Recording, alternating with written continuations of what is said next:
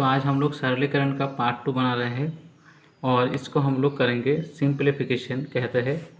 तो ये question number 14 है किताब के अनुसार और इसको बनाते हैं। देखो सिंपल है कि ये जो देख रहे हो ये जो बॉक्स के अंदर है इसको मोड भी कहते हैं और इसको हिंदी में निरपेक्ष कहते हैं। निरपेक्ष मान क्या कहते हैं?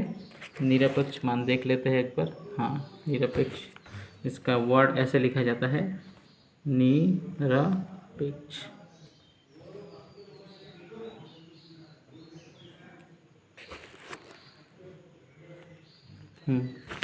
तो इसका निरपेक्ष, तो ये निरपेक्ष होता है। ये देखो मैं समझाने के लिए लिख दिया, ठीक है। तो इंग्लिश में हम लोग मोड कहते हैं शायद, और क्या कहा जाता है मुझे पता नहीं। तो ये 5 है।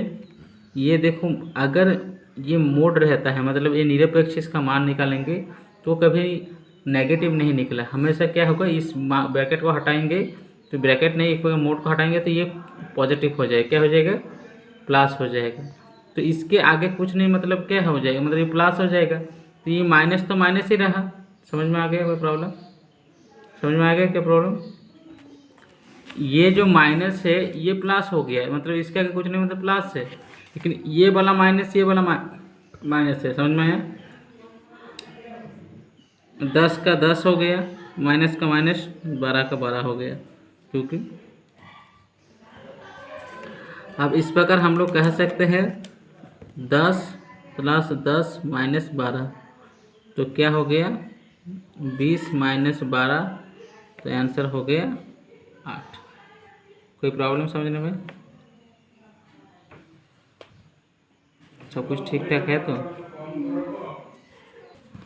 देखो इसका p का मान अगर 3 है तो हम लोग कैसे इसको लिखेंगे? तो देखो 2 है, p का मान 3 है, तो ये हो गए, और 2 × 3 - 1, तो क्या हो गया? 2 का से 2 गया तो 2 हो गए,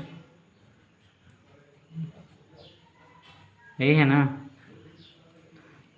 6 - 1, तो 2 के पावर में 2 मतलब क्या है? 4 × 5, तो 20 हो गया।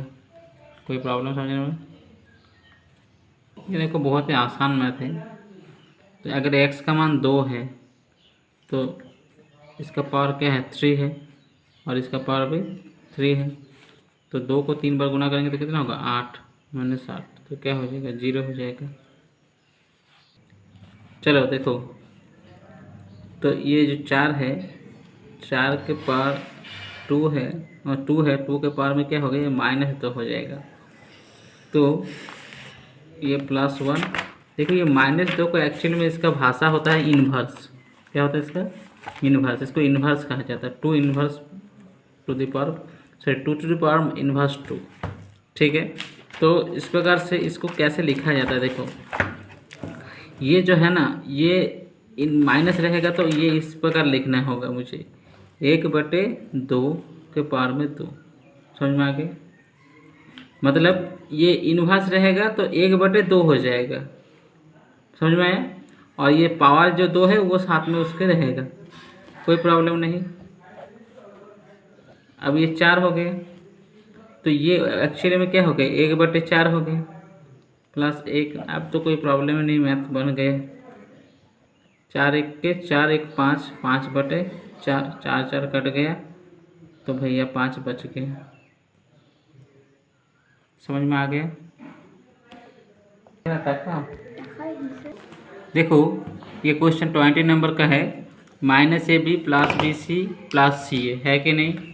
उसके बाद 3AB - 2BC + 3CA, और AB + BC + CA।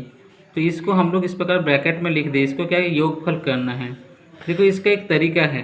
सबसे पहले हम AB को एक साथ लिखेंगे, BC को एक साथ लिखेंगे, और CA को एक साथ लिखेंगे। तो हम चलो ढूंढते हैं। तो -AB है तो -AB लिख दिए। यहाँ कहाँ AB है? यहाँ पर AB है, तो -3AB को लिख लिए। और कहाँ AB है? यहाँ पर AB है, तो AB को यहाँ पर लिख लिए। इसका कुछ नहीं, मतलब प्लस है तो ये प्लस ही होगा। नेक्स्ट देखो, नेक्स्ट है BC। ठीक है। फिर उसके बाद क्या है, -2BC है और ये +BC, तो +BC हो गया, समझ में आवत। और उसके बाद CA, तो ये +CA हो गया।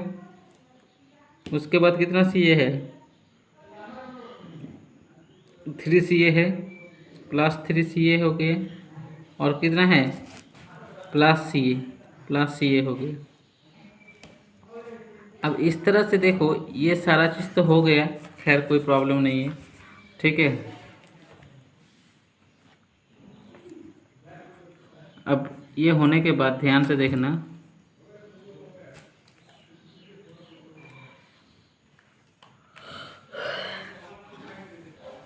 अब देखो एक चीज़ याद रखना, ये माइनस है और ये प्लस है, ये प्लस माइनस कट गया, ये काम से चला गया, ख़त्म।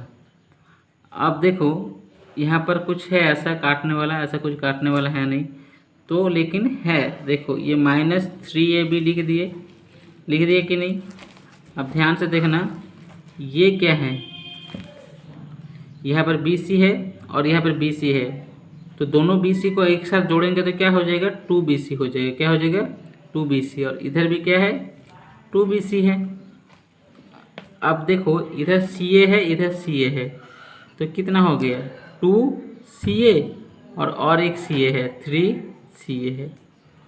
अब देखो ये 2BC ये कट गया, माइनस प्लस कट गया, तो बचा क्या, -3AB और प्लस 3 2 5 5CA।